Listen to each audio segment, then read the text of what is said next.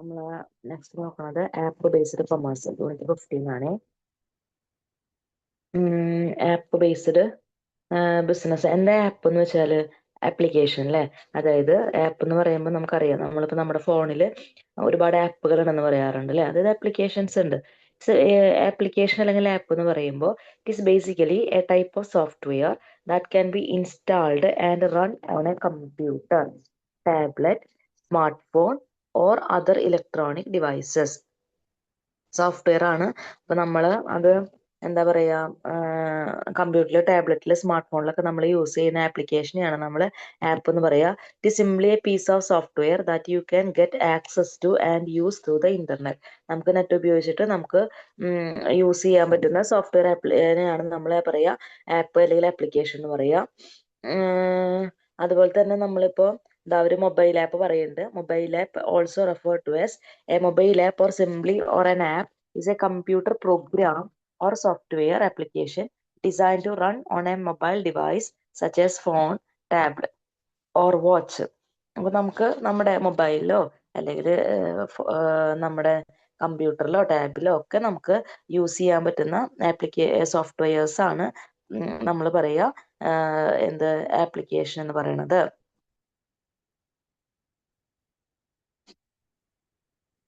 ഇനി നമ്മൾ പറയണത് ക്ലാസിഫിക്കേഷൻ ഓഫ് ആപ്പ് ആണ്.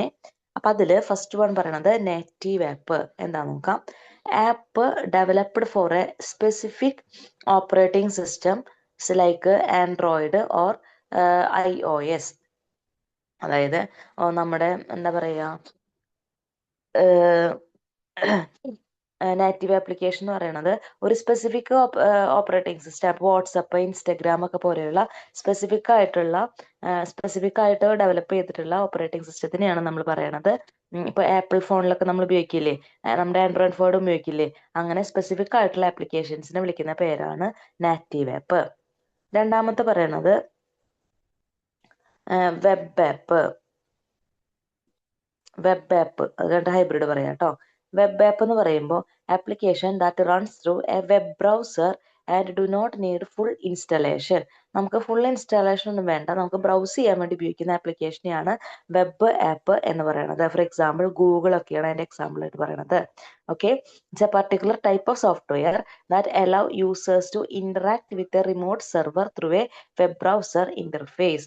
അപ്പൊ അങ്ങനെ നമുക്ക് നമ്മുടെ ഫോണിൽ ഇൻസ്റ്റാൾ ചെയ്യാൻ അങ്ങനെ ഒന്നുമില്ല, നമുക്ക് യൂസ് ചെയ്യാൻ വേണ്ടിയിട്ടുള്ള ബ്രൗസ് ചെയ്യാൻ വേണ്ടിയിട്ടുള്ള ആപ്ലിക്കേഷനെയാണ് വെബ് ബ്രൗസർ എന്ന് പറയാ. നെക്സ്റ്റ് നമ്മൾ പറയണത് ഹൈബ്രിഡ് ആണ്. ഹൈബ്രിഡ് എന്ന് പറയുമ്പോൾ പേരിലുണ്ടല്ലോ ഹൈബ്രിഡ്, അതായത് രണ്ടിന്റെയും കോമ്പിനേഷനാ. It's a combination of native and web app. Example പറയുകയാണെങ്കിൽ ഇപ്പൊ ഊബർ ഒക്കെ ഇല്ലേ, അതാണ് എന്റെ എക്സാമ്പിൾ പറയാ. അപ്പൊ അതിന്റെ ഫീച്ചേഴ്സ് പറയുമ്പോൾ single code works on multiple platform.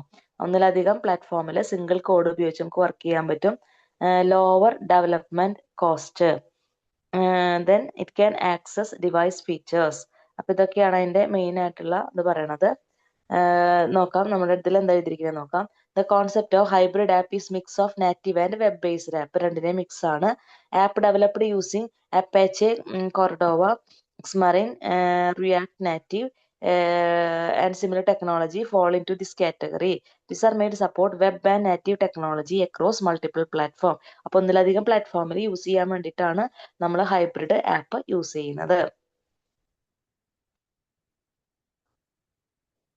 ഇനി ടൈപ്സ് ഓഫ് ആപ്സ് ആണ് നെക്സ്റ്റ് നമ്മൾ പറയുന്നത്. ടൈപ്സ്. Desktop application. ഡെസ്ക്ടോപ്പ് നോക്കാം. These are countless desktop application and they fall into several category. Some are more full featured while others may only do one or two things. Word processor, media players ഒക്കെയാണ് desktop application എന്ന് പറയുന്നത്. അതായത് നമുക്കിപ്പോ നമുക്ക് എന്തെങ്കിലും കാര്യങ്ങളൊക്കെ ചെയ്യാൻ വേണ്ടിയിട്ടുള്ള ആപ്ലിക്കേഷനാണ് ഡെസ്ക്ടോപ്പ് ആപ്ലിക്കേഷൻ എന്ന് പറയുന്നത്. ഇപ്പൊ പാട്ട് കേൾക്കാൻ വേണ്ടിയിട്ടൊക്കെ നമ്മൾ മീഡിയ പ്ലെയർ യൂസ് ചെയ്യും. അതുപോലെ നമുക്ക് ഇപ്പോൾ ലെറ്റർ റൈറ്റ് ചെയ്യുക, ഡിസൈൻ ചെയ്യുക, അതിനൊക്കെ നമ്മൾ വേർഡ് പ്രോസസ്സേഴ്സ് ഒക്കെ യൂസ് ചെയ്യും. അപ്പൊ അങ്ങനെയുള്ള ആപ്ലിക്കേഷനെയാണ് ഡെസ്ക്ടോപ്പ് ആപ്ലിക്കേഷൻ എന്ന് പറയാം. നെക്സ്റ്റ് ആണ് മൊബൈൽ ആപ്പ്. അതായത് മൊബൈൽ ആപ്പ് എന്ന് വെച്ചാൽ നമുക്ക് മൊബൈലിൽ റൺ ചെയ്യാൻ പറ്റുന്ന ആപ്ലിക്കേഷൻ ആണ് മൊബൈൽ ആപ്ലിക്കേഷൻ എന്ന് പറയുന്നത്. You can also download app for mobile devices like the smart phone and tablet. നമുക്ക് അങ്ങനെ ചെയ്യാനായിട്ട് സാധിക്കും. അതാണ് മൊബൈൽ ആപ്പ് എന്ന് പറയുന്നത്. എക്സാമ്പിള് ജിമെയില്, ഇൻസ്റ്റഗ്രാം, ഡ്യുവലിംഗോ ഒക്കെയാണ് അതിന്റെ എക്സാമ്പിൾ ആയിട്ട് പറയുന്നത്. നെക്സ്റ്റ് നമ്മൾ പറയുന്നത് സ്റ്റെപ്സ് ഫോർ ആപ്പ് ഡെവലപ്മെന്റ്. അതിന്റെ സ്റ്റെപ്സ് ആണ് നെക്സ്റ്റ് നമ്മൾ പറയാൻ പോകുന്നത്.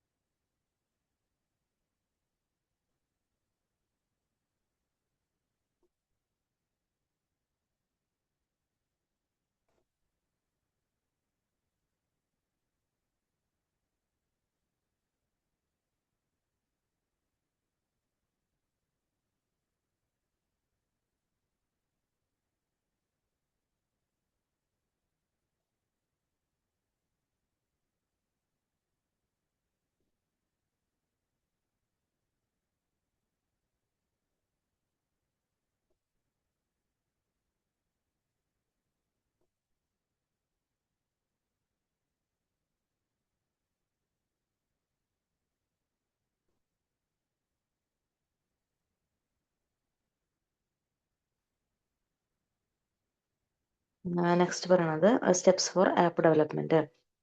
ഒന്നാമത്തത് ഡിഫൈനിങ് മൊബൈൽ ആപ്പ് ഒബ്ജക്റ്റീവ്സ്.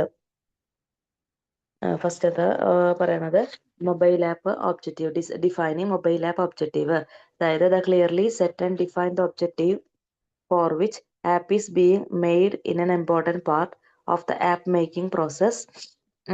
നമ്മൾ ഡിസൈൻ ചെയ്യുമ്പോൾ ഒന്നാമത്തത് നമ്മൾ അതിന്റെ ആപ്പ് ഒബ്ജക്റ്റീവ് ഡിഫൈൻ ചെയ്യാന്നുള്ളതാണ്.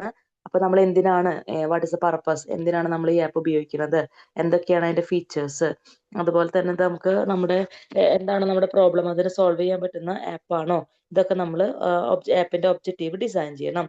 അതിനുശേഷം രണ്ടാമത്തെ സ്റ്റെപ്പ് എന്ന് പറയുന്നത് പ്രിലിമിനറി ഡിസൈൻ. ഒബ്ജക്റ്റീവ് ഒക്കെ സെറ്റ് ചെയ്തതിന് ശേഷം പ്രിലിമിനറി ഡിസൈൻ ചെയ്യുക. ഫസ്റ്റ് സ്റ്റെപ്പ് ഒന്ന് ഡെവലപ്പ് ചെയ്ത് നോക്കുക, അതാണ് രണ്ടാമത്തെ സ്റ്റെപ്പ് പറയുന്നത്. ദെൻ മൂന്നാമത്തത് മാർക്കറ്റ് റിസർച്ച്. അതായത് നമ്മൾ ആപ്പ് ഡിസൈൻ ചെയ്ത് കഴിഞ്ഞാൽ, ഒരു പ്രിലിമിനറി ഡിസൈൻ ചെയ്ത് കഴിഞ്ഞാൽ മാർക്കറ്റിൽ ഇത് യൂസ്ഫുൾ ആവോ, മാർക്കറ്റിനനുസരിച്ചാണ്, ആരാണ് അതിന്റെ ടാർഗറ്റ് ഓഡിയൻസ്, അങ്ങനെയുള്ള കാര്യങ്ങൾ നമ്മൾ നോക്കണം. അതാണ് മാർക്കറ്റ് റിസർച്ച് എന്ന് പറയുന്നത്. Next market analysis. അതായത് നമ്മളിപ്പോൾ നോക്കിയാൽ ഏതൊക്കെയാണ് അതിന്റെ ആൾക്കാർ, ടാർഗറ്റ് ഓഡിയൻസ് ആരാണ്, അത് യൂസ്ഫുൾ ആണോ, ഇതൊക്കെ നമ്മൾ നോക്കി. അതിനുശേഷം നമ്മൾ അനലൈസ് ചെയ്യണം. That means it's A qualitative and quantitative assessment of market. അതായത് മാർക്കറ്റിന് നമ്മളൊന്ന് അസസ് ചെയ്യണം. Looks into the size of the market, both the volume and its value, the various customer segments and buying pattern, the competition and the economic environment in terms of barriers to entry and regulation. നമ്മൾ അതൊന്ന് നോക്കുക. അതിനുശേഷം collection of users feedback. അതായത് ആളുകൾ അത് use ചെയ്യുമ്പോൾ അത് useful ആണോ, അവർക്ക് ഇനി അത് വീണ്ടും വീണ്ടും ഉപയോഗിക്കാനായിട്ട് താല്പര്യമുണ്ടോ, എത്രയാണ് അതിന്റെ കോസ്റ്റ് വരിക, ഈ കാര്യങ്ങളൊക്കെ നോക്കണം. Then financial and technological feasibility. അതായത് നമ്മളിപ്പോൾ ഒരു ആപ്പ് ഡെവലപ്പ് ചെയ്ത് കൊടുക്കുമ്പോൾ അത് ആളുകൾ വാങ്ങണം അല്ലേ, ഫിനാൻഷ്യലി അത് ഫീസിബിൾ ആവണം. It is essential activity in order to achieve financial viability. It is important to understand app fixed cost to estimate profit from consumers. And the financial plan should also cover publicity, advertisement and web hosting expenses. അപ്പോൾ അതൊക്കെ നമ്മൾ നോക്കണം. Next പറയുന്നത് technical feasibility. അതായത് ഇത് technically possible ആണോ, use ചെയ്യാനായിട്ട് പറ്റുമോ, ചെക്ക് ചെയ്യാന്നുള്ളതാണ് ടെക്നിക്കൽ ഫീസിബിലിറ്റി എന്ന് പറയുന്നത്. It's an important check if organisation is capable enough to use the latest technology or not. After the financial evaluation there may be some technical questions. To answer as well, it is better to discover these aspects before investing significant time and money into a project. അപ്പോൾ നമ്മളത് നോക്കണം. അതിനുശേഷം app testing of app prototype, അതായത് അതിന്റെ life cycle ഒന്ന് test ചെയ്യണം. After completing the app with exciting graphics and text, it is important for the app to be truly tested and corrected under a range of real world scenario. അപ്പം അതിൽ നമുക്ക് real world സിനാരിയോയിൽ ഇത് applicable ആണോ നമ്മൾ test ചെയ്ത് നോക്കണം. Then launching the app, അതിനുശേഷം നമ്മൾ എന്ത് ചെയ്യണം, ആപ്പ് എല്ലാം സ്റ്റഡി ചെയ്തു ഓക്കെ ആണെന്ന് കണ്ടാൽ ആപ്പ് ലോഞ്ച് ചെയ്യുക. ദെൻ ഒഫീഷ്യൽ റിലീസ്, അതിനുശേഷം എന്ത് ചെയ്യുക, അത് ഓക്കെ എല്ലാം ഓക്കെ ആണെന്ന് കാണുമ്പോൾ ഒഫീഷ്യലി അത് റിലീസ് ചെയ്ത് കൊടുക്കുക. ഇതാണ് മെയിനായിട്ട് ആപ്ലിക്കേഷൻ്റെ ഇത് വരുന്നത്. അപ്പോൾ ആദ്യം നമ്മൾ നോക്കുന്ന ഫസ്റ്റ് സ്റ്റെപ്പ് എന്ന് പറയുന്നത്, ഒരു ആപ്പ് ഡെവലപ്പ് ചെയ്യുമ്പോൾ ആദ്യം നമ്മൾ നോക്കേണ്ടത് ഡിഫൈനിങ് മൊബൈൽ ആപ്പ് ഒബ്ജക്റ്റീവ്, അതായത് നമ്മൾ എന്ത് ആപ്പാണോ ഉണ്ടാക്കുന്നത് അതിൻ്റെ ഒബ്ജക്റ്റീവ് ഡിഫൈൻ ചെയ്യുക. അതിനുശേഷം ജസ്റ്റ് ഒന്ന് ട്രയൽ അടിക്കുക, അതിനെയാണ് നമ്മൾ പ്രിലിമിനറി ഡിസൈൻ എന്ന് പറയുക. then അതിനുശേഷം നമ്മൾ മാർക്കറ്റിനെ പഠിക്കുക, ആരാണ് മാർക്കറ്റിലെ കസ്റ്റമേഴ്സ്, ആർക്കാണ് ഇത് പറ്റുക, നമ്മുടെ ടാർഗറ്റഡ് ആയിട്ടുള്ള കസ്റ്റമേഴ്സ് ആരാണ്, ഇതൊക്കെ നമ്മൾ നോക്കുക. ദെൻ മാർക്കറ്റ് അനാലിസിസ്, അതിനുശേഷം മാർക്കറ്റിനെ കുറിച്ചൊന്ന് പഠിക്കുക. ദെൻ ഫീഡ്ബാക്ക്, യൂസേഴ്സിന്റെ ഫീഡ്ബാക്ക് എടുക്കുക. ദെൻ നമ്മുടെ ആപ്പ് ഫിനാൻഷ്യലി നമുക്ക് യൂസ്ഫുൾ ആണോ, നമുക്ക് ലാഭം കിട്ടുമോ, ടെക്നിക്കലി യൂസ് ചെയ്യാൻ പറ്റുമോ, കാര്യങ്ങളൊക്കെ നോക്കുക. Then testing of app prototype, app test ചെയ്യുക, ദെൻ ലോഞ്ച് ചെയ്യുക, ഒഫീഷ്യലി അത് റിലീസ് ചെയ്യുക. ഇതാണ് അതിന്റെ സ്റ്റെപ്പ് പറയണത്. നെക്സ്റ്റ് പറയണത് mobile development framework. Mobile development framework നോക്കാം. ഫസ്റ്റ് പറയണത് നാറ്റീവ് മൊബൈൽ ആപ്പ് ഡെവലപ്മെന്റ്. അപ്പൊ നാറ്റീവ് നമ്മൾ പറഞ്ഞു സ്പെഷ്യൽ പർപ്പസിന് വേണ്ടിയിട്ടുള്ളതാണ് നാറ്റീവ് ആപ്പ് എന്ന് പറയുന്നത്. അപ്പൊ നാറ്റീവ് ആപ്പ് ഡെവലപ്മെന്റ് എന്താന്ന് നോക്കാം. The development of a mobile app utilizes framework developed by mobile platform company. We generally are iOS.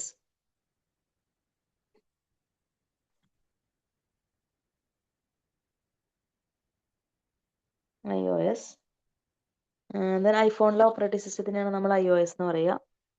SDK for iOS, the IDE, etc.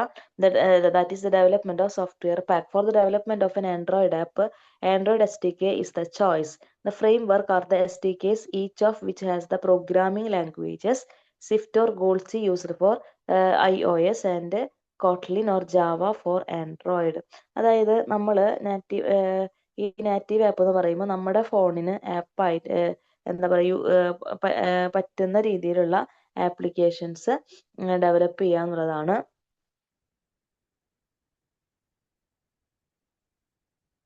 നമ്മുടെ ഫോണിൽ ഇപ്പോൾ അവർ പറയേണ്ടത് ക്യാമറ, അതുപോലെ തന്നെ ആക്സിലോമീറ്റർ എക്സെട്ര, അത് അങ്ങനെയുള്ള കാര്യങ്ങളൊക്കെ നമ്മൾ കൃത്യമായിട്ട് വർക്ക് ചെയ്യാൻ വേണ്ടി നമ്മൾ ആപ്പ് യൂസ് ചെയ്യുന്നതാണ് നാറ്റീവ് മൊബൈൽ ആപ്പ് ഡെവലപ്മെന്റ് എന്ന് പറയുന്നത്. നെക്സ്റ്റ് പറയുന്നത് cross platform mobile app development. These are designed to build mobile application on more than one platform. ഒന്നിലധികം പ്ലാറ്റ്ഫോമിൽ യൂസ് ചെയ്യാൻ വേണ്ടിയിട്ടുള്ളതാണ് ഇതിനെയാണ് നമ്മൾ cross platform mobile app development എന്ന് പറയുക. Most if not all the common cross platform frame have support Android and iOS development. There are following framework as discussed in detail below with their respective advantages and disadvantages. നോക്കാം. ഒന്ന് ionic. Ionic is an Angular and Apache Cordova cross-platform system. Helps you to build application for more than one mobile platform. ഒന്നിലധികം പ്ലാറ്റ്ഫോമിൽ നമ്മൾ mobile app use ചെയ്യുന്നതിനെയാണ് ആ ഒരു രീതിയെയാണ് നമ്മൾ cross platform mobile app development എന്ന് പറയുന്നത്.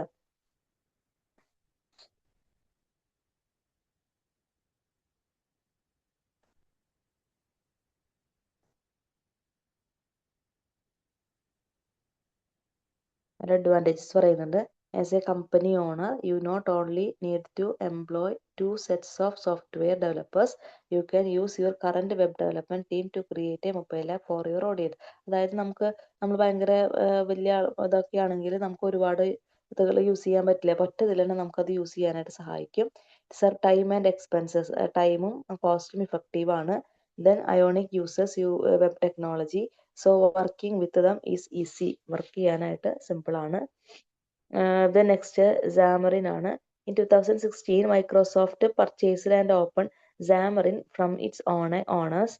Xamarin is a CI-based cross-platform architecture that takes a particular approach for designing cross-platform application. Uh, Unlike hybrid framework which use web technology, it compiles the individual platform into native code. Various advantages and disadvantages of Xamarin. അതായത് Microsoft purchase ചെയ്താണ് Xamarin എന്ന് പറയുന്ന app. Then ഇത് ഒരു cross platform application ആണ്. അതിൻ്റെ advantage പറയുന്നുണ്ട്. App that build using Xamarin have little or no difference as compared to native app. വലിയ വ്യത്യാസമൊന്നുമില്ല. It helps to create rich UI experience. It will only share about 90% of the code base for all platform for you to build the user interface separately for each platform. Useful ആയിട്ടുള്ള ഒരു തന്നെയാണ് പറയുന്ന Xamarin. Then React Native ആണ് അടുത്തത്. It's a Facebook mobile platform for the development of mobile app.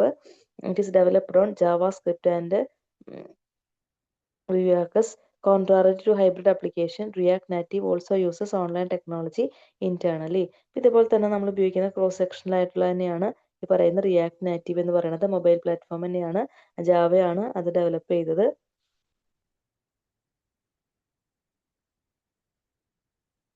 Next പറയുന്നത് flutter ആണ്. Flutter is A Google developed mobile user interface to create a beautiful and interactive interface that takes another approach to cross-platform creation. Unlike hybrid app that make use of web views or React native app that use native components. ഇത് Google developed ആയിട്ടുള്ള mobile user interface തന്നെയാണ്. It compiled to native code. This native ARM code compilation means that there is no layer between the system and the CPU that makes app that are entirely native to Flutter. ചെറിയ ചെറിയ difference ആണ് അതിൽ വരുന്നത്. ഇതൊന്നും കൂടെ fast ആണ്. അതുപോലെ തന്നെ സിംഗിൾ കോഡ് ബേസ് ആണ് അത് യൂസ് ചെയ്യുന്നത്. സോ ടൈമും മണിയും സേവ് ചെയ്യാനായിട്ട് സാധിക്കും. ഇതൊക്കെയാണ് അഡ്വാൻറ്റേജ് പറയുന്നത് കേട്ടോ.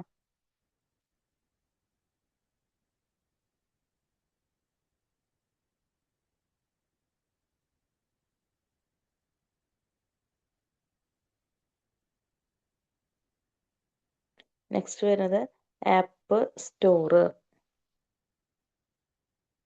അതായത് നമ്മൾ എന്താ പറയുക, നമ്മൾ നമ്മുടെ ഫോണിലൊക്കെ നമ്മൾ സ്റ്റോർ ചെയ്ത് ഇത് വെക്കാറുണ്ട് അല്ലേ. അപ്പം അങ്ങനെ നമ്മൾ ഡൗൺലോഡ് ചെയ്യുന്ന പ്ലാറ്റ്ഫോമിനെയാണ് നമ്മൾ പറയുന്ന ആപ്പ് സ്റ്റോർ എന്ന് പറയുന്നത്. Apps are in general download from application distribution platform which are operated by the owner of the mobile operating system known as app store. നമുക്ക് ഡൗൺലോഡ് ചെയ്യാൻ പറ്റുന്നതാണ്. അതിൽ ഗൂഗിൾ പ്ലേ സ്റ്റോർ ആണ്. നമ്മൾ ഫോണിലൊക്കെ, നമ്മുടെ ആൻഡ്രോയിഡ് ഫോണിലൊക്കെ ഗൂഗിൾ പ്ലേ സ്റ്റോറിലാണ് നമ്മൾ അത് ആ ആപ്പിലൂടെയാണ് നമ്മൾ ആപ്ലിക്കേഷൻസ് സ്റ്റോർ ചെയ്ത് വെക്കുക. അപ്പോൾ അതിൽ ഒന്ന് ഗൂഗിൾ പ്ലേ സ്റ്റോർ, ഒന്നാമത് ഗൂഗിൾ പ്ലേ സ്റ്റോർ നമുക്കറിയാം, എല്ലാവർക്കും അറിയണത് തന്നെയാണ് അല്ലേ.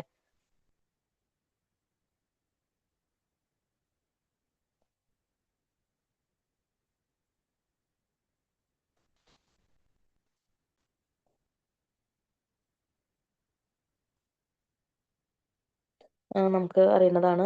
അതായത് ഗൂഗിൾ പ്ലേ സ്റ്റോർ നമ്മുടെ എല്ലാവരും ഫോണിലുള്ളത് തന്നെയാണ് അല്ലേ, ആൻഡ്രോയിഡിൽ. അതിൽ നമുക്ക് ആപ്പ് നമുക്ക് ഡൗൺലോഡ് ചെയ്യാം. നമ്മൾ എന്ത് ചെയ്യും, സെർച്ച് ചെയ്യും. അതിനുശേഷം നമ്മുടെ ആപ്പ് കിട്ടിക്കഴിഞ്ഞാൽ നമ്മൾ എന്ത് ചെയ്യും, അത് ഇൻസ്റ്റാൾ ചെയ്യും. ഓക്കെ. ഇനി iOS operating system, iPhone operating system നോക്കാം. ഇത് ഐഫോണിൽ യൂസ് ചെയ്യുന്ന ഓപ്പറേറ്റിംഗ് സിസ്റ്റം ആണ്. ആപ്പ് സ്റ്റോർ ആണ്. iPhone operating system App Store is a digital distribution platform developed and maintained by Apple Inc. For mobile app on its iOS and iPad operating systems. The store allow users to browse and download app developed with Apple's iPhone operating system software development kit. അതായത് നമ്മുടെ apple ഫോണിൽ use ചെയ്യുന്ന app store ആണ് പറയുന്ന iPhone operating system എന്ന് പറയുന്നത്.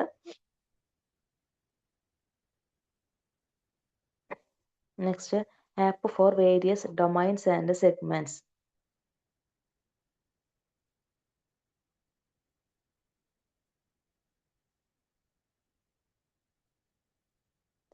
നോക്കാം. Augmented and virtual reality app. Virtual reality app are one of the most popular app developed in the segment. Many of the VR-based Pokemon Go, Google Map, VR-based app are most popular among users. Few examples of such app are Pokemon Go, Google Map, etc. അതായത് നമ്മൾ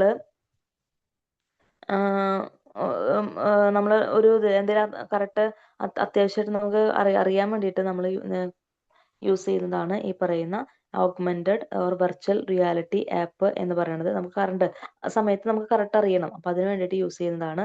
then AI app ഉണ്ട്. It is more than just an assistant. It learns from user behavior. It is integrated into chatbots and thus leverages user experience in app. AI cannot be only make your app smarter but also save money. No doubt everyone who has a smartphone has at least heard of Siri or Google Assistant or similar AI app that aim to make our life easier by searching for information using voice command. അതായത് നമുക്കറിയാം നമ്മുടെ ഫോണിലുള്ളതാണ് ഇതുപോലെ തന്നെ AI ആപ്പുകൾ. അപ്പോൾ നമുക്ക് എന്ത് കാര്യങ്ങൾ വേണമെങ്കിലും AI ആപ്പിലൂടെ നമുക്ക് ചോദിച്ച് മനസ്സിലാക്കാനായിട്ട് സാധിക്കും. Then next retail shopping app. അതായത് നമ്മൾ ഷോപ്പിങ്ങിന് വേണ്ടിയിട്ട് യൂസ് ചെയ്യുന്ന ആപ്പാണ് റീറ്റെയിൽ ഷോപ്പിംഗ് ആപ്പ് എന്ന് പറയുന്നത്.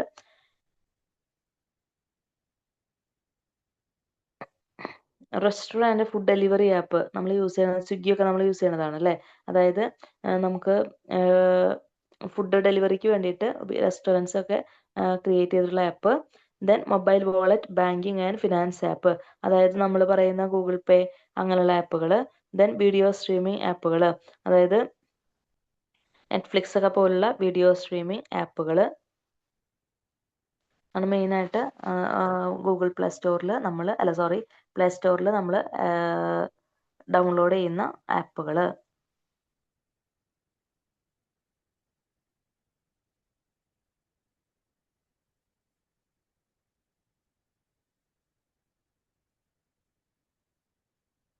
ഈ ചാപ്റ്റർ ആപ്പായിരുന്നു. അതായത് ആപ്പ് എന്ന് പറയുന്ന ആപ്ലിക്കേഷനാണ് നമ്മുടെ ഫോണിലോ അല്ലെങ്കിൽ സിസ്റ്റത്തിലോ ഒക്കെ നമ്മൾ ഡൗൺലോഡ് ചെയ്യുന്ന നമ്മൾ യൂസ് ചെയ്യുന്ന സോഫ്റ്റ്വെയറുകളെയാണ് നമ്മൾ ആപ്പ് ആപ്ലിക്കേഷൻ എന്ന് പറയുക. പിന്നെ നമ്മൾ പറഞ്ഞത് 3 ടൈപ്പ് ഉണ്ടെന്ന് പറഞ്ഞു. നാറ്റീവ് ഉണ്ട്, അതുപോലെ തന്നെ വെബ് ഉണ്ട്, ദെൻ ഹൈബ്രിഡ് ഉണ്ട്.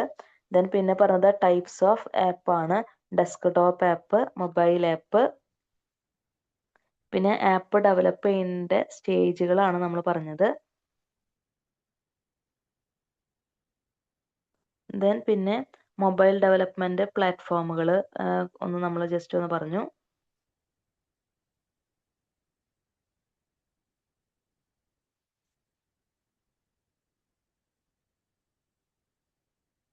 പിന്നെ ആപ്പ് സ്റ്റോറുകളെ കുറിച്ചാണ് പറഞ്ഞത്.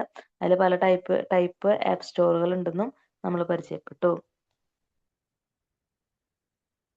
പിന്നെ app for various domains and segments.